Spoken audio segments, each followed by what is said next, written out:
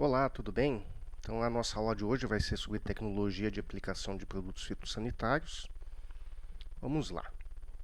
Então, a tecnologia consiste na aplicação dos conhecimentos científicos a um determinado processo produtivo. Dessa forma, entende-se como tecnologia de aplicação de produtos fitossanitários o emprego de todos os conhecimentos científicos que propiciem a correta colocação, do produto biologicamente ativo no alvo, em quantidade necessária, de forma econômica, com o mínimo de contaminação de outras áreas. Ou seja, é a gente aproveitar ao máximo aquele recurso, colocar a dosagem correta, no tempo correto, da maneira correta, naquele alvo, evitando que você tenha uma contaminação maior daquela área com a utilização desse produto. Vamos entender um pouco da diferença entre pulverização e aplicação. Então, pulverização é o processo físico-mecânico de transformação de uma substância líquida em partículas ou gota, né? E a aplicação é a deposição dessa gota sobre um alvo desejado, com tamanho e densidade adequada ao objetivo proposto, né? Ou seja, é você aplicar aquele produto, atingir o alvo, né? Atingir ali um fungo, atingir qualquer que seja o alvo que você deseja. Diferença entre regular e calibrar o equipamento. Então, regular é ajustar os componentes da máquina às características da cultura e produtos a serem utilizados.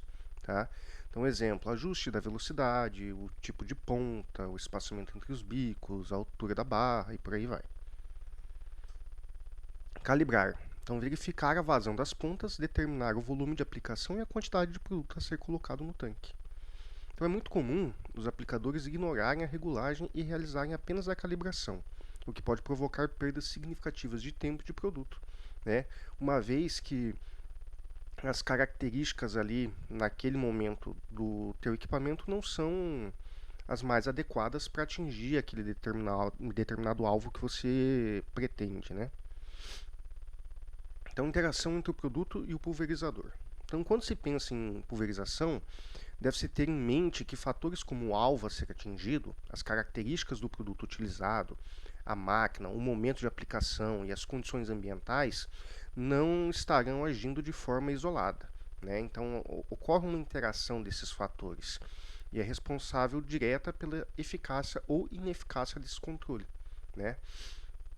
Então, a máquina, né, as condições ambientais, né, o operador, todos esses fatores eles se interagem entre si, ok? E são determinantes, né, no sucesso da aplicação. Então, qualquer uma dessas interações que for desconsiderada ou equacionada de maneira errônea pode ser a responsável pelo insucesso da operação.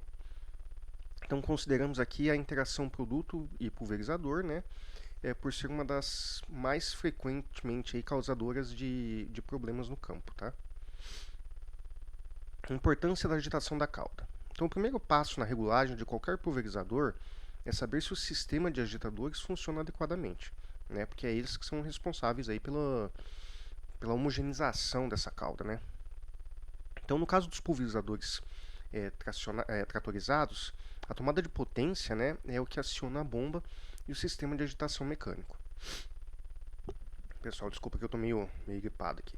Então, deve-se trabalhar com uma rotação de 540 RPM, né, na tomada de potência, por ser esta a rotação para a qual o sistema normalmente ele é dimensionado. Tá? Então, formulações pó molhável ou suspensão concentrada, por possuírem partículas sólidas em suspensão, tendem a se depositar no fundo do pulverizador, né, em condições de agitação ineficientes. Formulações concentrado emulsionado, cujo princípio ativo é um líquido não solúvel em água, né, um óleo, por exemplo, tende-se a migrar para a superfície nessas mesmas condições. Tá? Isso faz com que, no início da aplicação, a concentração de produto seja superior, né, ou inferior, dependendo do tipo de produto que você está utilizando, a do final da aplicação, ocasionando uma má distribuição mesmo quando a dose por área está adequada. Tá? Então aqui a gente tem na figura um exemplo disso, né? Então o líquido fica mais escuro embaixo, mais claro em cima, né? Ou pode ocorrer o contrário, né? Isso quando ele se deposita no fundo, ou ficar mais escuro em cima, mais claro embaixo. Nesse caso de um óleo, que ele tende a ficar na superfície, ou homogêneo, né? Um líquido aí bem agitado, que quando aplicado ele consegue depositar a concentração adequada em toda a superfície da área que você deseja atingir. A importância de usar os filtros corretos. Então, formulações pó molhável ou suspensão concentrada, por possuírem partículas sólidas em suspensão na cauda, podem apresentar problemas quando o pulverizador for equipado com um filtro de malha 80 ou superior, uma vez que o diâmetro das partículas de pó podem ser superior ao da abertura das peneiras muito finas, tá? Então aqui a gente tem exemplo, né, de malha 50, 80 e 100. Isso faz com que uma grande quantidade de produto seja retida pelo filtro, formando uma pasta que bloqueia com frequência, né, obrigando o operador a realizar limpezas constantes, reduzindo o período útil de trabalho e elevando o risco de contaminação do aplicador. Dessa forma, na aplicação de suspensões, filtros de malha fina, né, bem como pontas de pulverização que exijam a utilização de tais malhas, não devem ser empregadas, devendo-se optar por malhas 50 ou mesmo menores, né, quando possível. Na mistura do tanque em suspensão, né, no caso aí com a utilização de adjuvantes oleosos, esse problema pode ser potencializado pela colisão de duas ou mais partículas de pó em uma de óleo, né? E aí vocês conseguem observar, né, que quando um pó, né, ou uma suspensão concentrável entra em contato com óleo, o que acontece, né? Eles agregam ali, né? Eles ficam juntos e aí vai ter problema naquele filtro ali, né? E aí esse produto não vai atingir o alvo, tá? E você vai ter que parar a máquina com mais frequência para fazer essas manutenções, essa desobstrução. Então uma malha fina, muito fina, ele vai tanto pegar o produto quanto a impureza. E aí você vai ter aplicação só da água, né? Uma malha adequada, ele vai segurar só a impureza, permitindo a passagem do líquido e do produto, né? E aí você vai ter que conseguir uma aplicação adequada. Uma malha muito grossa, ela vai permitir tanto a passagem da impureza, né, quanto do produto, tá? Podendo causar aí, nesse caso, um entupimento, por exemplo, do bico. Volume de pulverização a ser utilizado. Então, o volume de pulverização a ser utilizado será sempre consequência da aplicação eficaz, né, e nunca uma condição pré-estabelecida, pois dependendo de fatores tais como o alvo desejado, o tipo de ponto utilizado, as condições climáticas, a arquitetura da planta e o tipo de produto a ser aplicado, né? Portanto, não existe valor pré-definido para volume de cauda, apenas em função do produto. Então, o importante é colocar o produto de uma forma correta no alvo com o mínimo de desperdício, né, e contaminação no ambiente. Então, por razões de economia, deve-se aumentar a capacidade operacional dos pulverizadores, procurando trabalhar com menor consumo de líquido por hectare. Tamanho de gota. Uma ponta de pulverização não produz um único tamanho de gota. Dessa forma, o tamanho utilizado na classificação de pulverização, fina, média ou grossa, será o diâmetro da gota que divide o volume pulverizado em duas partes iguais, denominado de diâmetro mediano volumétrico, DMV. Então, uma aplicação correta, o tamanho das gotas é muito importante para atingir o alvo desejado, tá? Gotas grandes, maiores aí que 400 micrômetros, são menos arrastadas pela deriva e apresentam menores problemas com a evaporação no trajeto da ponta ao alvo. Por outro lado, proporcionam menor cobertura da superfície a ser tratada e concentração de gotas aí por centímetro quadrado. Possuem baixa capacidade de penetração na cultura e elevam a possibilidade de escorrimento do produto nas folhas. Então, quando você tem uma gota muito grande, você não consegue atingir uma superfície muito grande da cultura, da folha, né? Então, quanto menor a gota, mais pulverizado, mais área você consegue cobrir, consegue atingir, e você vai ter um sucesso maior em pegar, né, o alvo que você deseja. Gotas médias entre 200 e 400, né, possuem características intermediárias entre as grandes e as pequenas. Se não houver qualquer indicação na bula do produto fitossanitário, deve-se utilizar gotas de tamanho médio, com o objetivo de reduzir a probabilidade de erros na aplicação. Gotas pequenas, menor que 200 micrômetros, são mais arrastadas pela deriva e apresentam grandes problemas com evaporação durante a aplicação. Tá? Porém, proporcionam cobertura de alvo e quantidade de gotas por centímetro quadrado normalmente altas, sob condições climáticas adequadas. Possuem também alta capacidade de penetração na cultura e reduzem a possibilidade de escorrimento do produto dessas folhas. Tá? Então a gente tem aqui gotas finas, muito finas ou finas, gotas médias, fina ou média, gota média ou grossa, grossa ou muito grossa, e gota muito grossa ou extra grossa. Então observem a cobertura de cada uma dessas, Então quanto mais fino, eu consigo pegar uma maior área com o produto, ao passo que quanto maior, mais grossa essa gota, eu pego menos área de cobertura, do vegetal. Então, muito importante, em toda pulverização, seja ela classificada como fina, média ou grossa, existirão gotas pequenas, gotas médias e gotas grandes, variando-se aí apenas a proporção entre elas, tá? Então, eu posso ter uma gota um pouco maior aqui, e uma gota bem pequenininha aqui. Então, isso é regra para todos, para qualquer tipo de gota. Então, tamanho de cobertura aqui. Então, observem aqui, 500 micrômetros, 400, 300, 250, 200, 150, 100, 50, 25. Então, quanto menor o tamanho da gota, tá, maior é a área de cobertura dela. Então, isso é uma regra básica, ok? Desculpa. Pontas de pulverização. Habitualmente, o termo bico de pulverização é utilizado como sinônimo de ponta de pulverização. Entretanto, corresponde a estruturas diferentes. Então, o bico é composto por todo o conjunto com suas estruturas de fixação na barra, o corpo, a peneira, a ponta e a capa. Enquanto que ponta corresponde ao componente do bico responsável pela formação da gota. Tá? Então, aqui a gente tem as características ainda, das gotas. Então, gotas grandes, a pulverização aqui, a cobertura do alvo, gota média pequena, a cobertura, e gotas muito pequenas, aqui a cobertura. Observem que é muito maior a cobertura aqui quando a gente tem gotas pequenas, como já mencionado. Nos pulverizadores hidráulicos, um líquido sob pressão é forçado através de uma pequena abertura, de tal forma que o líquido se espalha, formando uma lâmina que posteriormente se desintegra em gotas de diferentes tamanhos, tá? Então aqui a gente tem o corpo, a peneira, a ponta e a capa. Então a constituição de um bico, de um bico de pulverização.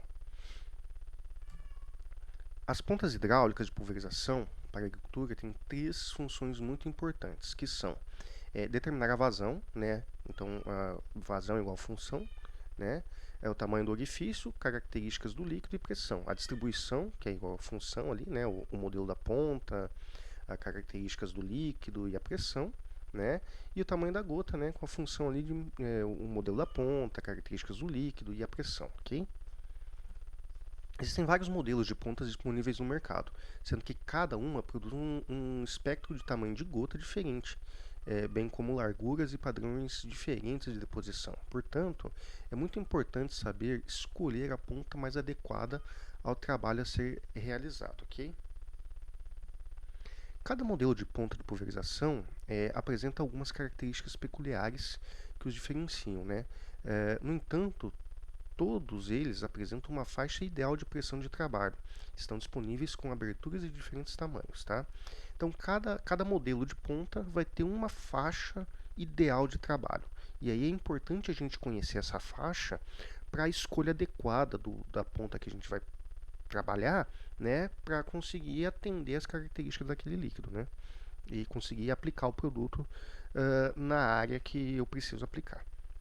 Então, tipo e tamanho mais adequados são selecionados em função do produto que eu vou utilizar, e da superfície a ser tratada, além do volume de calda necessária.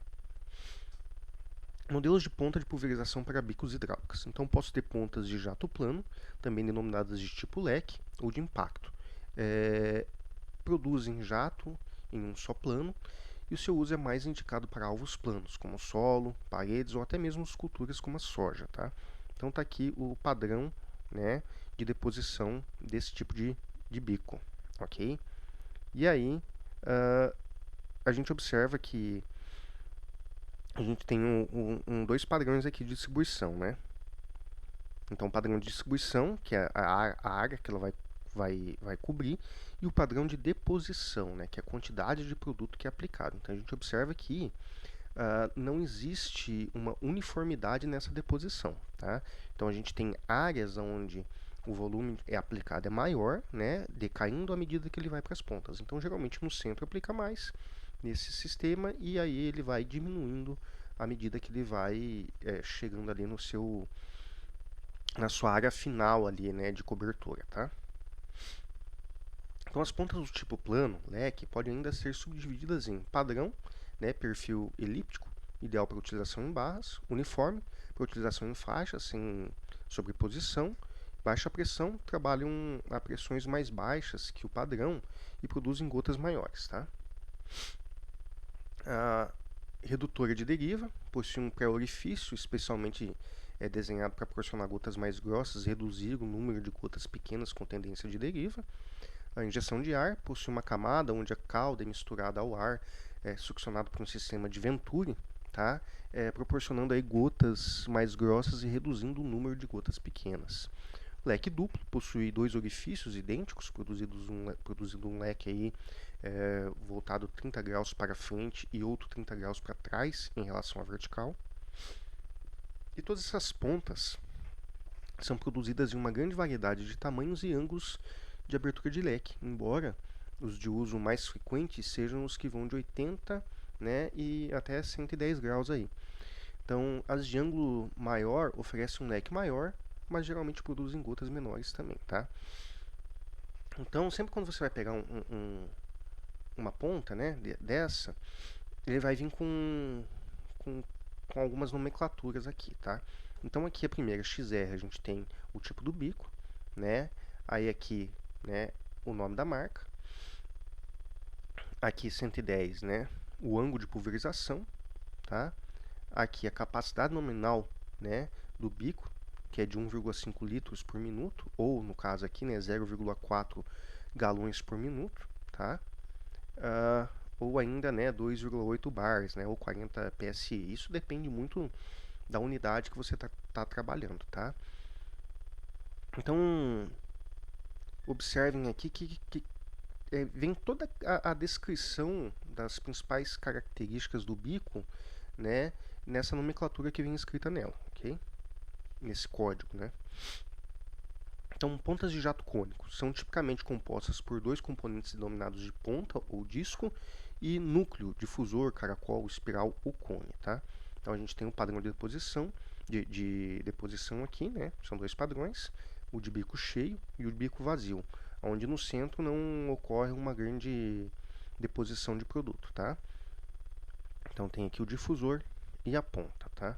Então, o líquido entra e ele sai nesse sentido, né, de como se fosse um cone, tá? As pontas do tipo cone podem ser basicamente dois tipos, cone vazio e cone cheio. Então, a deposição do cone vazio se concentra somente na periferia do cone, sendo que no centro praticamente não existe gotas, tá? Então, no cone cheio, o núcleo possui também um orifício central, que preenche com gotas o centro do cone, proporcionando um perfil de deposição mais uniforme que o do cone tipo vazio, tá? Sendo mais recomendado em pulverizações com barra em tratores. Então vamos olhar como é que funciona esses bicos. Um vídeo rapidinho. Então aqui cone oco, né? Então, observem que no centro não há deposição, né? Ele fica concentrado mais aqui nas laterais, tá? Então esse é o padrão, né, de pulverização com este tipo de bico, ok? Próximo. Esse, opa, é o bico. Agora foi.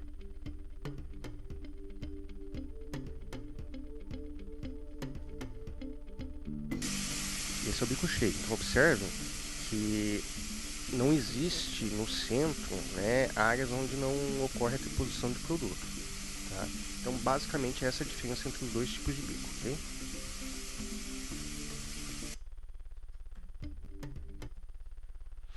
Então as pontas de jato cônico são utilizadas na pulverização de alvos irregulares, como por exemplo as folhas de uma cultura, tá?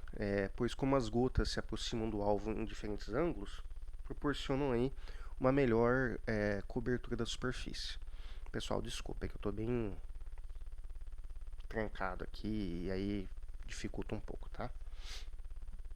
Então é importante salientar também que para uma mesma ponta, o tamanho de gota diminui à medida que a pressão aumenta, tá? E que para uma mesma pressão e tipo de ponta, o tamanho de gota aumenta com o diâmetro de abertura da ponta. Por exemplo, uma dada pressão, né, uma ponta de vazão 0,2 litros por minuto produz gotas menores que outra do mesmo modelo com vazão de 0,4 litros por minuto. Tá? Então, à medida que você aumenta a vazão, né, você tem um padrão de gota diferente também. Tá? Influência das condições climáticas. Então, durante a aplicação, alguns fatores podem determinar a interrupção da pulverização. Então, correntes de vento, por exemplo, né, podem arrastar aí as gotas numa maior ou menor distância em função do seu tamanho e do seu peso. Tá? E essa velocidade de vento pode inviabilizar momentaneamente a aplicação de algum tipo de produto. A temperatura e principalmente a umidade relativa do ar contribuem para a evaporação rápida das gotas, né? Então, temperaturas muito altas podem também inviabilizar a aplicação do produto dependendo do tamanho de gota que você vai utilizar, principalmente quando as gotas são muito pequenas. Condições limites para pulverização. Então, umidade relativa do ar mínima de 55 graus, 55%, desculpa. Velocidade do vento de 3 a 10 km por hora e temperatura abaixo de 30 graus, ok? A velocidade do ar, né, é aproximadamente aí na altura do bico. Então, menos que 2 km por hora, então a descrição é calma. Então, por exemplo, sinais visíveis, fumaça sobe verticalmente, tá? Então, pulverização não recomendável. De 2 a 3,5 km por hora, quase calmo, fumaça é inclinada, né? Então, pulverização não recomendável. De 3,2 a 6,5 km por hora, brisa leve, as folhas oscilam, né? Sente-se um vento na face. Esse é o ideal para pulverização. De 6,5 a 9,6 km por hora, vento leve. Folhas e ramos ficam em constante movimento. Evitar a pulverização de herbicidas nessa situação, tá? De 9,6 a 14,5, vento moderado. Movimento de galhos, poeira e pedaços de papel são levantados. Impróprio para pulverização, tá? Equipamentos utilizados na pulverização. Então, a aplicação eficaz de produtos fitossanitários começa na seleção de um equipamento de qualidade e adequado às condições da cultura. Tamanho de área, espaçamento de plantio, topografia, distância do ponto de reabastecimento, etc. Que proporcione um máximo rendimento ao menor custo. Então, assim, saber identificar tal equipamento também é um passo muito importante, tá? Então vamos ver alguns equipamentos que a gente tem disponível. Então, pulverizador costal, manual, né? Então existem várias opções disponíveis no mercado, oferecido por diversos fabricantes.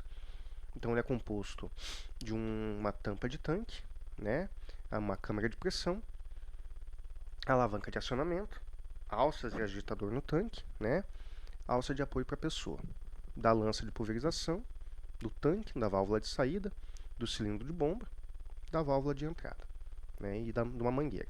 Então isso aqui é um pulverizador costal manual que a gente vai ter de vários tamanhos de tanque, né, de famoso D20, né, de 8, de 12, de 10. Então depende muito do fabricante.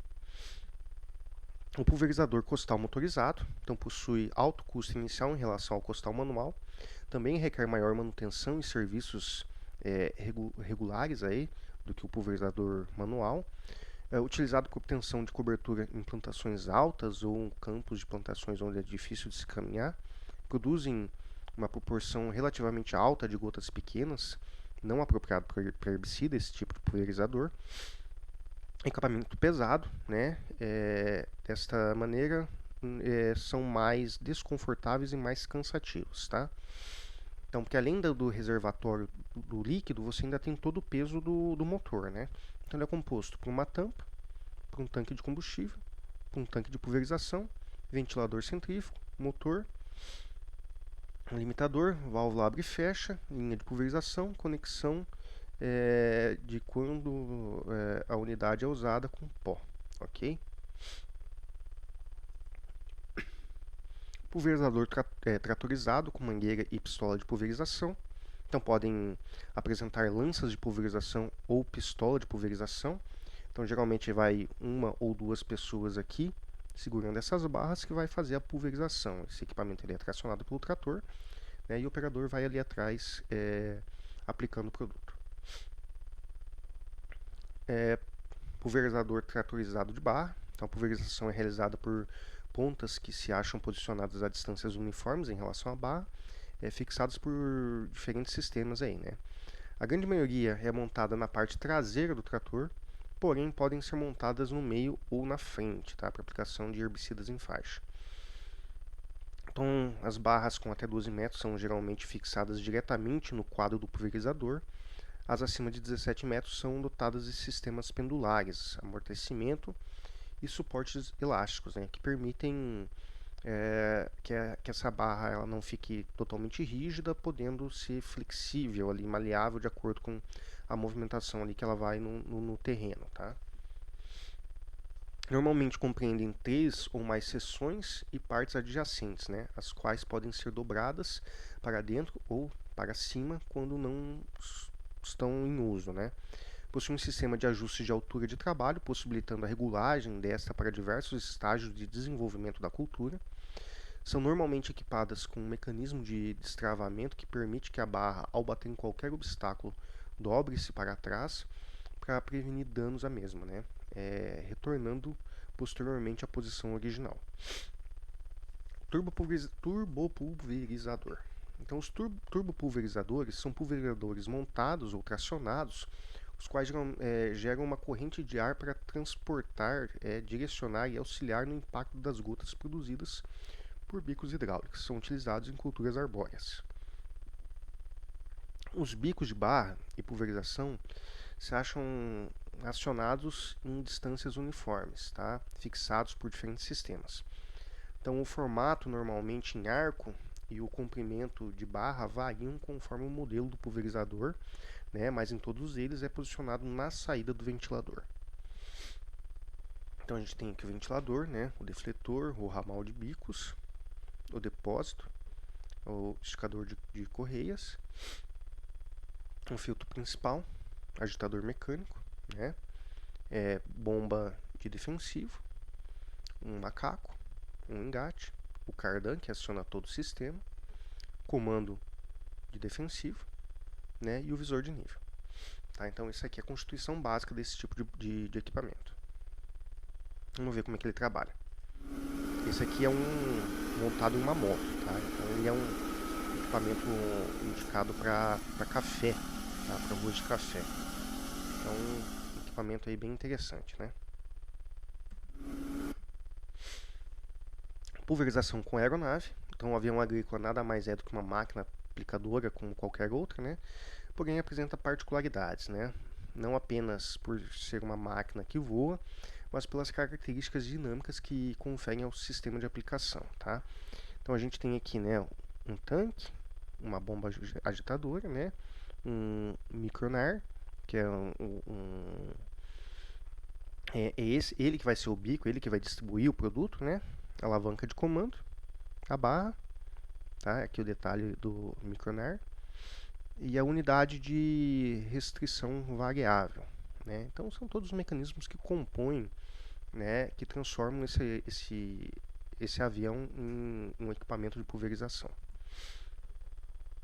As principais vantagens da aplicação aérea são velocidade de aplicação, menor amassamento, poder pulverizar em locais de difícil acesso e ainda diminuir os riscos de contaminação dos colaboradores. Tudo isso pode proporcionar maior rendimento. Você consegue 6 vezes mais ao dia aplicar com uma aeronave dessa em relação à pulverização terrestre. Questão de aumento de produtividade em relação ao amassamento, né? Você vai produzir mais com menos, ou seja, de 5 a 7% em amassamento nas culturas de grãos. Então isso, você coloca na produção mundial, o que isso nos traz? A sustentabilidade está aí. No Brasil, os primeiros aviões agrícolas começaram a operar por volta dos anos de 1947. No início, as principais empresas concentravam-se na região sul do país. Em 2018, eram 253 empresas no Brasil. Em 2019, 267, um salto de mais de 5%. A aviação é requisitada para diversas funções, como, por exemplo, a aplicação de defensivos, realizar semeaduras e prestar apoio no combate a incêndios rurais. Então, um pouquinho aí, né, da evolução, das vantagens da utilização desse tipo de equipamento para pulverização agrícola. Tá? Aplicação com pulverizadores costais. Então, calibração do pulverizador costal. Vamos ver um pouquinho de calibração aí. Então, para o manual. Então, demarque uma área de 10 por 10, né, ou seja, 100 metros quadrados da cultura.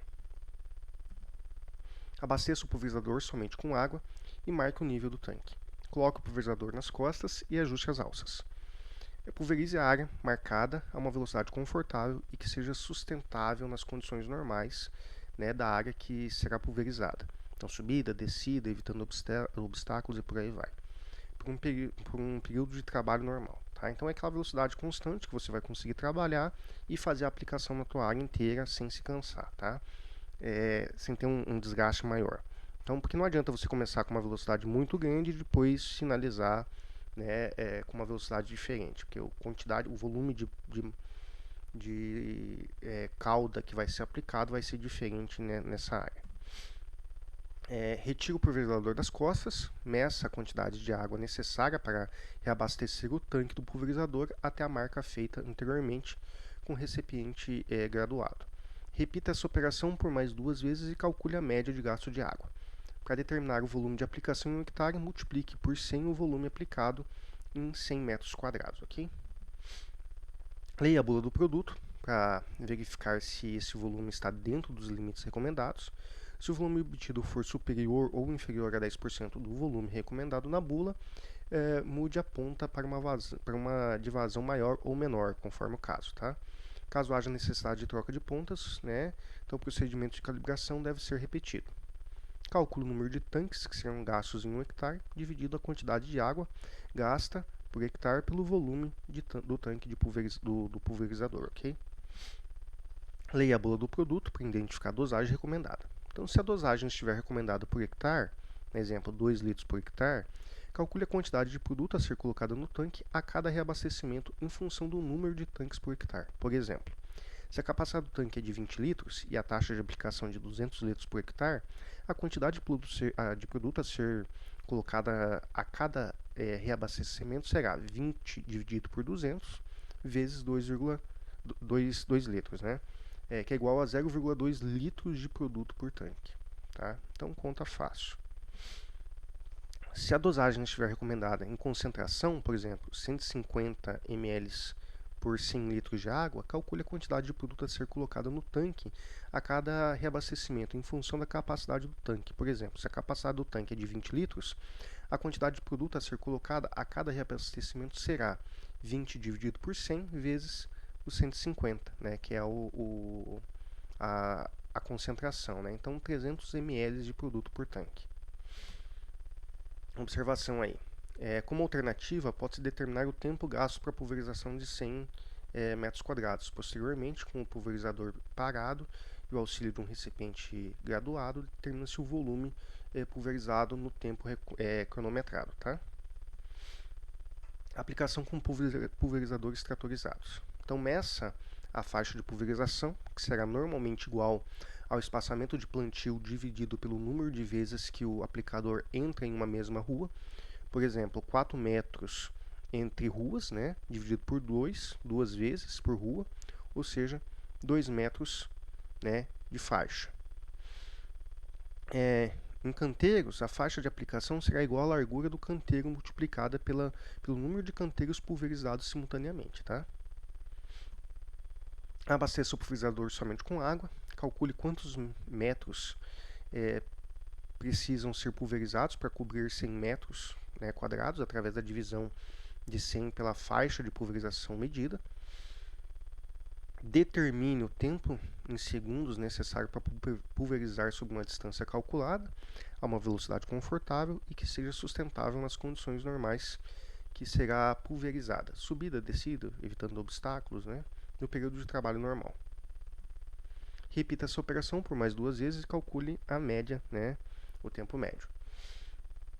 Com o operador parado, funcione o pulverizador e coloque o volume pulverizado dentro de um recipiente qualquer, né, como por exemplo um saco de adubo ou de lixo durante um tempo determinado. Meça o volume pulverizado em uma caneca graduada. Repita essa operação por mais 2 vezes e calcule a média de gasto de água. Para determinar o volume de aplicação em 1 hectare, multiplique por 100 o volume aplicado em 100 metros quadrados. Leia a bula do produto, né? Isso é muito importante para verificar se esse volume está dentro dos limites recomendados. Se o volume obtido for superior ou inferior aos 10%, né, a mesma recomendação, mude a ponta para uma vazão maior ou menor conforme o caso. Caso haja necessidade de troca de ponta, procedimento de calibração deve ser repetido. Leia a bula do produto para identificar a dosagem recomendada. Tá? Nunca aplique um produto sem ler a bula dele antes.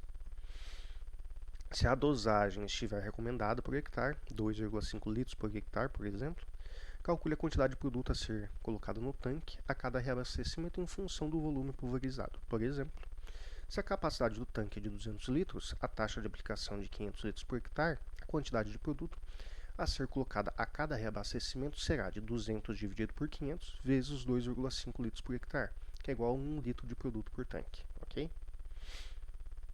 Se a dosagem estiver recomendada em concentração, exemplo 150 ml por 100 litros de água, calcule a quantidade de produto a ser colocada no tanque a cada reabastecimento em função da capacidade do tanque. Por exemplo, se a capacidade do tanque é de 200 litros, a quantidade de produto a ser colocada a cada reabastecimento será de 200 dividido por 100, né, vezes os 150, tá?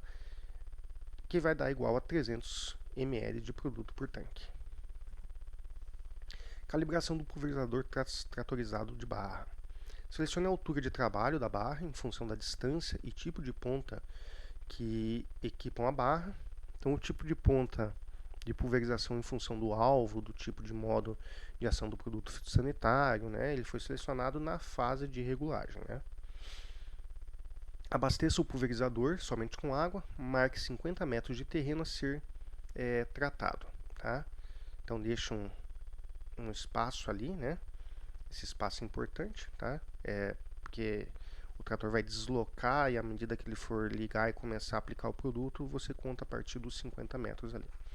Identifique aí no trator a rotação necessária do motor para proporcionar 540 rotações por minuto na tomada de potência e acelere o motor até essa rotação. Selecione a marcha que proporciona a velocidade adequada às condições de operação na área a ser tratada. Ligue a tomada de potência. Anote o tempo necessário para o trator, né, na marcha e rotação selecionados percorrer os 50 metros em terreno de topografia irregular. Repita a operação várias vezes e tire a média.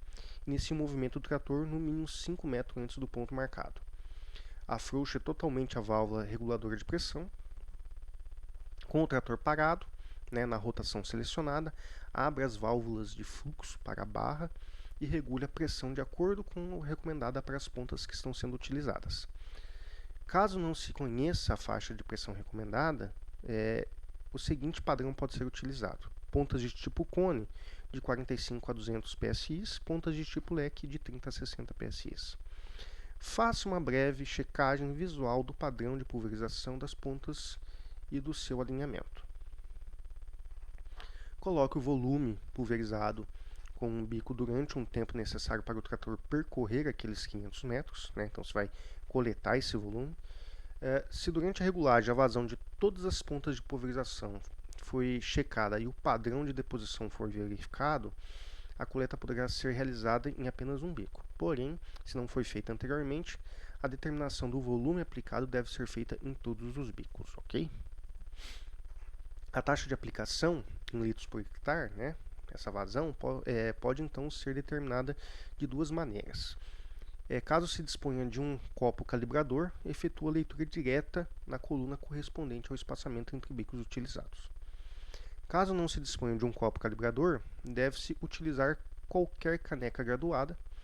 Nesse caso, a taxa de aplicação pode ser calculada da seguinte forma. Então, a vazão vai ser igual a 400, tá?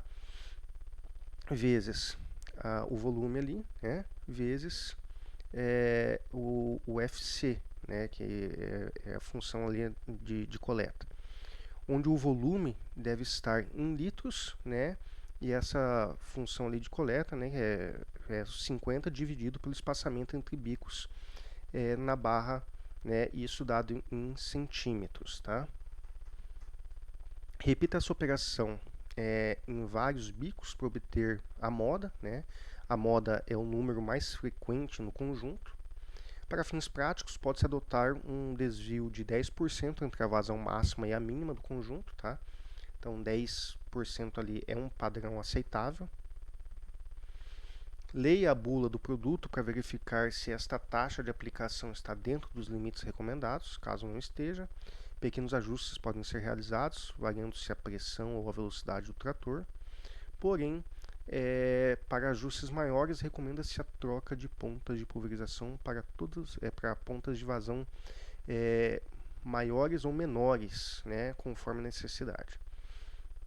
As alterações de velocidade do trator devem ser realizadas sempre pela alteração da marcha e nunca pela alteração da rotação do motor. Então mantenha a rotação dos 540 rotações por minuto aí na tomada de potência. Leia a bula do produto para identificar a dosagem recomendada. Então, se a dosagem estiver recomendada por hectare, exemplo, 2 litros por hectare, calcule a quantidade de produto a ser colocada no tanque a cada reabastecimento em função da taxa de aplicação. Por exemplo, se a capacidade do tanque é de 600 litros, e a taxa de aplicação de 400 litros por hectare, a quantidade de produto a ser colocada por cada reabastecimento vai ser os 600 dividido pelos 400, né, vezes os 2, ou seja, 3 litros do produto por tanque. Se a dosagem estiver recomendada em concentração, né, 200 ml por 100 litros de água, calcule a quantidade do produto a ser colocada no tanque a cada reabastecimento em função da capacidade do tanque. Por exemplo, se a capacidade do tanque é de 600 litros, a quantidade do produto a ser colocada a cada reabastecimento será os 600, né, dividido pelo 100, né, vezes os 0,2, né, que vai dar igual a 1,2 litros de produto por tanque, ok? Avaliação das pulverizações, tá? Então, os produtos fitossanitários eles devem exercer a sua ação sobre um determinado organismo que se deseja controlar. Portanto, o alvo biológico a ser atingido é um organismo, seja ele uma planta daninha, um inseto, um fungo ou uma bactéria. Então, nós temos aí 30 mil espécies de planta daninha, aproximadamente, 100 mil espécies de fungos, 10 mil espécies de inseto, 4 mil espécies de nematóide, que correspondem a 40% dos danos causados aí na agricultura. Tá? Então, qualquer quantidade de produto químico ou agente de outra natureza que não atinja o alvo não terá qualquer eficiência e estará representando uma forma de perda. Desta forma, observa-se que a eficácia da aplicação está diretamente ligada ao volume chegado no alvo e não ao volume pulverizado. Tá? O alvo, portanto, é a região eleita para ser atingida direta ou indiretamente pelo processo de aplicação. Diretamente, quando se coloca o produto em contato com o alvo no momento da aplicação, e indiretamente, quando se atinge o alvo posteriormente pelo processo de redistribuição, que poderá se dar através da translocação sistêmica, né, translaminar, no mesosistêmica, ou pelo deslocamento superficial do depósito inicial do produto. Tá? Então, muitas vezes, a gente aplica um produto de maneira sistêmica na planta, né, e o alvo, ao entrar em contato ali, ele é atingido, né, então de maneira indireta. Qualquer que seja o alvo selecionado, o sistema de pulverização deverá ser capaz de produzir a cobertura adequada do mesmo. A cobertura nada mais é do que o número de gotas por unidade de área, ou a porcentagem de área coberta, obtida na pulverização e representa, na realidade, o objeto final da pulverização, tá?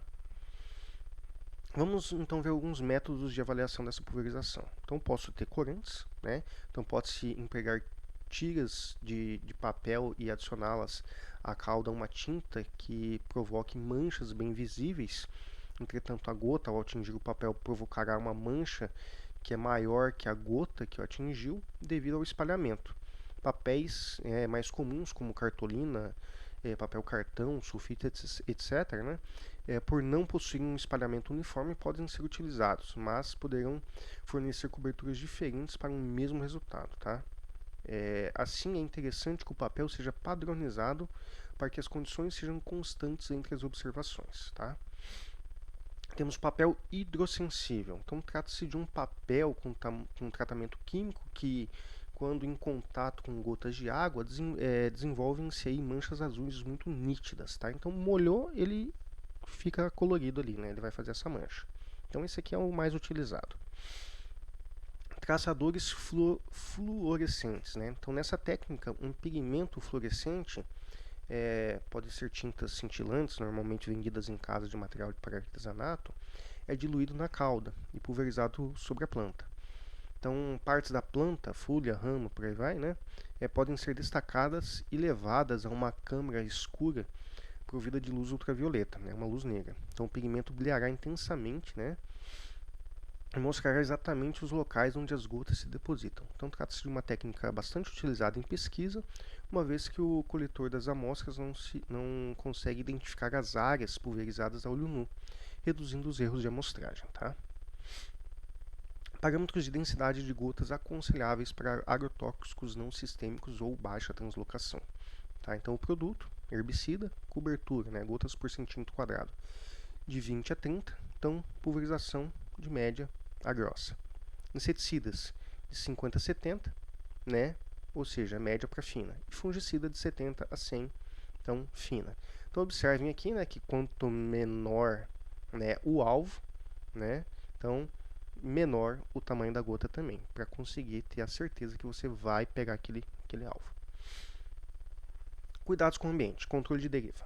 Deriva, né, por definição, é o deslocamento da cauda do produto fitossanitário para fora do alvo desejado. Então, esse fenômeno, ele pode se dar pela ação do vento, escorrimento ou mesmo volatização, né, do diluente do produto. Então, tem produtos que são bem voláteis, eles vão embora com facilidade, né?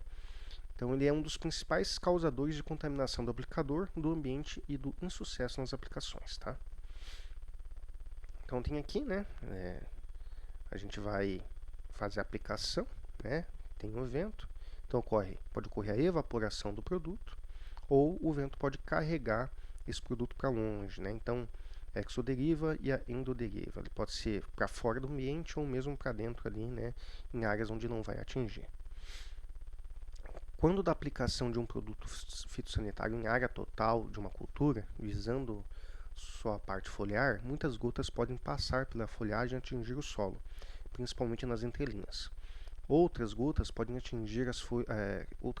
que atingem as folhas podem se aglutinar, né, de tal maneira que não são mais retidas e escorrem para o solo. Então elas se juntam, se aglutinam e acabam caindo para o solo, não ficando na folha.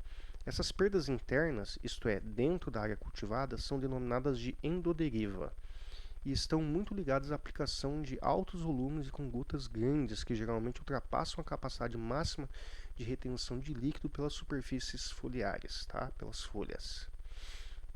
O deslocamento de gotas para fora da área, causado pela ação do vento e da evaporação de água, é usada na preparação da cauda, principalmente nas gotas de tamanho menor, é denominado de exoderiva. Esse tipo de perda externa é um dos principais responsáveis pelos prejuízos causados a outras culturas sensíveis e pela contaminação ambiental. Quando apenas o termo deriva é utilizado, normalmente refere-se à exoderiva, tá? Essa deriva para fora do ambiente. Causas da deriva. Então, tamanho de gota, quanto menor forem essas gotas, mais sujeita à deriva estão as condições climáticas, né? Então, no caso, a evaporação. A tensão de vapor de água é relativamente alta, de maneira que a evaporação é rápida. Como em pulverizações as gotas são de tamanho pequeno, né, de pequeno tamanho, os processos de evaporação é significativo, uma vez que a relação superfície e volume aumenta com a redução de diâmetros das gotas. Assim, em função de tamanho de gota e das condições ambientais, temperatura e umidade relativa, muitas gotas evaporam-se completamente no trajeto entre o bico e o alvo. Então é uma situação que ela é bem comum, inclusive na nossa região, né? Porque a gente tem altas temperaturas e umidades relativas do ar bem baixa, né? Principalmente em épocas aí de seca aqui na região, né? Com relação à evaporação, né, maior atenção devem ser dispensadas também ao produto a ser aplicado e não apenas ao diluente. Assim, a aplicação de produtos sanitários cujos princípios ativos também estão sujeitos à evaporação deve ser realizada de maneira bastante criteriosa, né? Então, evitando aquelas horas do dia mais quentes, né? Então, a gente busca ali ou no início da manhã, né, ou no final da tarde, dependendo do produto. Correntes de ar. Outro fator associado ao seu tamanho, né, e ao seu peso é que a gota pode sofrer influência das correntes de ar horizontal, do vento, e da vertical, né, a convecção, sendo levadas para lugares que não é o alvo pretendido. Então, a gota que fica flutuando ou que se evapora por completo deixam em suspensão no ar os ingredientes ativos do produto fitossanitário, que pode ser carregado a distâncias consideráveis, causando problemas de poluição, né, quando não de danos a plantas naturais ou cultivadas que são sensíveis àqueles produtos químicos que foram aplicados. A importância do controle da deriva. Então, o controle da deriva é dever de todo agricultor, visto que, além de representar uma fonte considerável de prejuízo, e ela é responsável pela contaminação do trabalhador e do ambiente.